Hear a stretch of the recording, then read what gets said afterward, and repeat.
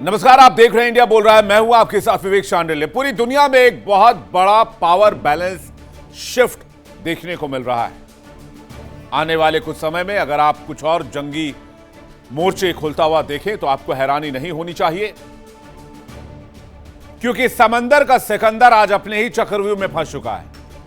जिस अमेरिका के नाम से समंदर की लहरें भी रास्ता छोड़ दिया करती थी, आज वही अमेरिका मिडिल ईस्ट की आग में बुरी तरह झुलस चुका है।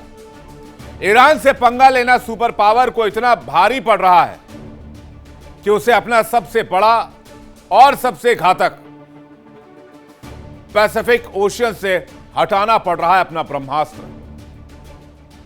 जी हां, करीब 250 दिनों में ईरान ने अमेरिका की ऐसी बखिया उधेड़ी है, ऐसा रेलम रेल मचाया कि एशिया में तैनात आखिरी अमेरिकी एयरक्राफ्ट कैरियर भी अपनी जगह छोड़ने को मजबूर हो गया है। और इसी के साथ ड्रैगन के लिए पूरा मैदान अमेरिका ने खाली कर दिया। जापान की सुरक्षा कैसे होगी भगवान जाने, ताइवान की सुरक्षा कैसे होगी भगवान जाने, साउथ कोरिया की सुरक्षा कैसे होगी भगवान जाने। ईरान ने अमेरिका की वो स्थिति कर दी कि अमेरिका अपने महाकाय युद्धपोत यूएसएस जॉर्ज वॉशिंगटन को मिडिल ईस्ट भेज रहा है। इसका सबसे बड़ा और बंपर फायदा चीन को मिल सकता है। ड्रैगन यानी चीन को यूएसएस जॉर्ज वॉशिंगटन के हटने से समंदर में जो वैक्यूम क्रिएट हुआ है, उसे चीन को खुला मैदान मिल गया है। यानी एक झटके में अमेरिका ने अपने दोस्तों को मझधार में छोड़ दिया और ड्रैगन के हवाले कर दिया। ट्रंप के इस फैसले से पैसिफिक से लेकर ताइवान तक खलबली मची हुई है। यह कोई रूटीन शफल नहीं है, रूटीन ट्रांसफर नहीं है। यह अमेरिका की सबसे बड़ी रणनीतिक मजबूरी है। कुछ लोग मुझसे कहते हैं कि यह अमेरिका बहुत स्ट्रेटेजी के हिसाब से कर रहा है। तो अगर अमेरिका बहुत स्ट्रैटेजी के हिसाब से कर रहा है तो ताइवान, साउथ कोरिया और जापान को किसके भरोसे छोड़ रहा है? ये कौन सी स्ट्रैटेजी है? खबर है कि मिडिल ईस्ट में घातक युद्धपोत यूएसएस अब्राहम लिंकन की जगह लेगा। यूएसएस वॉशिंगटन और अमेरिका दुनिया के सामने इसे लेवल अप बताकर अपनी ही पीठ थपथपाएगा। लेकिन पर्दे के पीछे की सच्चाई अमेरिका के इस सो कॉल्ड पावरफुल पॉलिसी की कलई खोलती है। दरअसल ईरान के साथ जंग में यूएसएस अब्राहम लिंकन की हालत खराब है। कुछ सैनिकों के मारे जाने की खबर भी है और इसी साल इस युद्धपोत को मई में वापस लौटना भी था। लेकिन ईरान ने ऐसा रेला कि इस जहाज को वहां से निकालने का अमेरिका को मौका ही नहीं मिला। इस जहाज ने समंदर में 260 दिन से ज्यादा का वक्त बिता लिया है।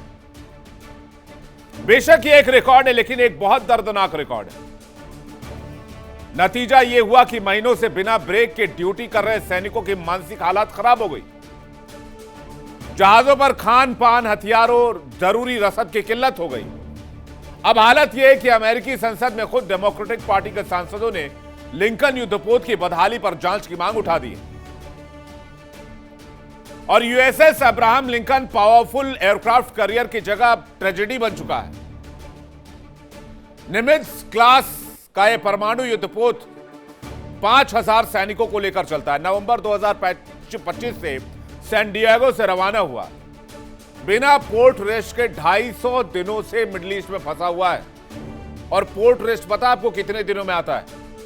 पोर्ट रेस्ट आता है सिर्फ 45 दिन में। यानी 45 दिन में एक ऐसा वक्त आता है, एक ऐसा विंडो आता है जब जहाज से उतरकर सैनिकों को पोर्ट रेस्ट दिया जाता है। अब तक तो ठीक है, चलिए इस मामले में देखा जाए तो तनाव के बीच काम कर लेंगे सैनिक, क्योंकि सैनिक जोश, जज्बे और हौसले से लबरेज होते हैं। लेकिन फिर जहाज पर राशन की कटौती, क्योंकि बहरीन का 5th फ्लीट डैमेज है, रसद आपूर्ति हो नहीं रही, भोजन की कमी है। इसके अलावा 50 और इंफ्रास्ट्रक्चर से जुड़ी समस्याएं हैं। तो जहाज पर तैनात सैनिकों का जीवन नरक बन गया। थकान और मानसिक तनाव चेरी ऑन द टॉप। खबर यह भी आई कि सैनिकों ने समंदर में खुदकुशी करने की कोशिश की। हालांकि सेंटकॉम ने इस दावे को खारिज किया और कहा कि स्थिति को बढ़ा चढ़ाकर पेश किया गया। चलिए, अगर स्थिति को बढ़ा चढ़ाकर पेश किया गया तो फिर यूएसएस अब्राहम लिंकन को वापस क्यों बुलाया जा रहा है अगर स्थिति कंट्रोल में है? और यूएसएस जॉर्ज वॉशिंगटन की तैनाती क्यों की जा रही है अगर स्थिति कंट्रोल में है? यह तो सवाल नंबर 1 है।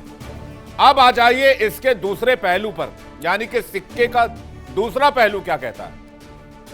चलते हैं प्रशांत महासागर में। चीन हमेशा प्रशांत महासागर में अमेरिकी सेना को अपने रास्ते का कांटा मानता था, खासकर ताइवान पर कब्जे के मिशन में। और अब अमेरिका कह रहा है भाई ताइवान पर कब्जा कर लो, हम खुद ही इलाके से जा रहे हैं। इस मामले पर हडसन इंस्टीट्यूट के रक्षा विशेषज्ञ ब्रायन क्लार्क ने बयान दिया और कहा कि कहीं कल सुबह उठकर चीन ताइवान पर हमला न कर दे।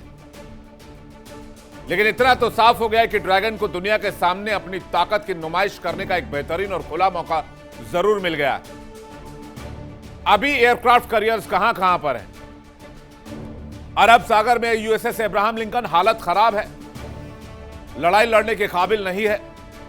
हिंद महासागर में यूएसएस जॉर्ज वॉशिंगटन है। पश्चिमी प्रशांत में भी इसी शिप की तैनाती बताई जा रही है। पूर्वी तट पर यूएसएस निमित्ज क्लास का एयरक्राफ्ट कैरियर लगाया गया है। अमेरिका की हालत यह है कि अमेरिका ना तो ईरान को हरा पा रहा है और ऐसा लग रहा है कि अब ताइवान भी हाथ से जाएगा, ताइवान भी नहीं बचेगा। यही वजह है कि ट्रंप प्रशासन के इस फैसले ने अमेरिका के उन दोस्तों की रातों की नींद उड़ा दी है जो ड्रैगन के जबड़े के सामने बैठे हुए हैं। Japan, Taiwan, Philippines, south Korea जैसे देशों में धुकधुकी बढ़ गई है। बीजिंग पूरे एशिया में नैरेटिव फैला रहा है कि देख लो, जिस अमेरिका के भरोसे तुम उछल रहे थे, वही अमेरिका यहां से पतली गली लेकर निकलने की फिराक में है। सवाल यह कि ट्रंप के इस फैसले ने क्या वाकई शी जिनपिंग को एक खुला रास्ता दे दिया है? इस फैसले से ताइवान की मुसीबत कितनी बढ़ने वाली है? पैसिफिक ओशियन में पावर बैलेंस का क्या होगा? और क्या अपनी नाक बचाने के लिए ट्रंप अमेरिका की साख बर्बाद कर देंगे? अब जरा नक्शे पर देख लीजिए आप, ये स्थिति जो इस वक्त आप देख रहे हैं, ये जहाज कहां कहां है अमेरिका के। वैसे अगर इतने भी जहाज हो तो क्या फर्क पड़ता है भाई, ईरान ने तो तब भी रेला जब वहां पर 15 से ज्यादा सैन्य बेस है अमेरिका के। ईरान ने कौन सा छोड़ दिया। खैर, फिर भी आंकड़ों के लिहाज से एक बार नजर डाल लेते हैं। अरब सागर में पाकिस्तान के पास एक जहाज की तैनाती है। हिंद महासागर में एक जहाज की तैनाती है। मलाक्का स्ट्रेट इंडोनेशिया के पास एक जहाज की तैनाती है। लेकिन सबसे इंपॉर्टेंट डिप्लॉयमेंट यह है जो दक्षिण चीन सागर में चीन के पास है, प्रशांत महासागर में, और उसे मूव कराकर अब यहां पर लाए जाने की तैयारी है। इसके अलावा अदन की खाड़ी में सोमालिया के पास और लाल सागर में सऊदी अरब के पास ये अलग अलग लोकेशंस हैं जहां अमेरिका के शिप्स की तैनाती है। लेकिन कहते हैं सांप निकल जाने के बाद लठ बजाने से क्या फायदा। तो क्या अमेरिका ने एक बहुत बड़ा पावर बैलेंस शिफ्ट शुरू कर दिया है या अमेरिका की गलती की वजह से ऐसा हुआ है? और क्या अब अमेरिका ताइवान भी नहीं बचा पाएगा? ईरान तो जाएगा ही जाएगा, ताइवान भी जाएगा, फिर साउथ कोरिया और जापान क्या करेंगे? बातचीत करने के लिए मेहमानों का एक बड़ा पैनल हमारे साथ जुड़ रहा है। लेफ्टिनेंट कर्नल जय सोढ़ी हमारे साथ जुड़ रहे हैं, रक्षा विषय बहुत स्वागत है आपका। लेफ्टिनेंट कर्नल हिमांशी सिंह हमारे साथ जुड़ रही हैं, रक्षा विषय बहुत स्वागत है आपका। फिरोज मीठी बोरवाला ईरान मामलों के जानकार इस वक्त हमारे साथ जुड़ रहे हैं, बहुत स्वागत है आपका। रवि करकरा हमारे साथ जुड़ रहे हैं, जियो पॉलिटिकल एक्सपर्ट यूएस से लाइव, बहुत स्वागत है आपका। पहला सवाल सबसे पहले मैं रवि करकरा जी आपसे समझना चाहूंगा, ये जो पावर बैलेंस शिफ्ट हम देख रहे हैं, अब जब ताइवान के पास से एयरक्राफ्ट कैरियर निकालकर मिडिल ईस्ट में लेकर आएगा यूएस, तो फिर इस रीजन में पावर बैलेंस का क्या हुआ? क्या ये चाइना के लिए फ्री वे नहीं है कि वो अपनी किसी भी ऑपरेशन को अंजाम दे सकता है? देखिए, सभी को प्रणाम। मेरा आई थिंक विवेक जी बहुत ही इम्पोर्टेंट सवाल है, क्योंकि ये जो शिफ्ट जो है दो दो सिग्नल्स देता है। एक तो ये चाइना को भी सिग्नल मिलता है कि या तो कोई, और ये सर थोड़ा ज़्यादा बताएंगे, या तो कोई अंडर द टेबल कोई एग्रीमेंट हुई है चाइना और यूएसए के बीच में, उसके बगैर ये ऐसे मूवमेंट नहीं होगी। और जिसमें शायद ताइवान को बलि का बकरा बनाया जाएगा। और ये दोबारा ही रेयर अर्थ एलिमेंट से रिलेटेड है, क्योंकि ये सारी जो जंग जो है वो मोनोपोली जो है चाइना की उसके साथ रिलेटेड है। सेकंड, दूसरा, जब मूव करके आता है मिडिल ईस्ट में, तो एक और इम्पोर्टेंट सिग्नल जाता है कि इनको लग रहा था कि जीसीसी की जो कंट्रीज हैं उनका जो कॉन्फिडेंस है वो अमेरिका में बिल्कुल डामाडोल हो चुका है। तो इसीलिए एक दोबारा उनको एक कॉन्फिडेंस देने के लिए, एक बूस्ट देने के लिए कि हम लोग जो है हम लोग कहीं पीछे नहीं हट रहे हैं, हम आपके साथ ही हैं।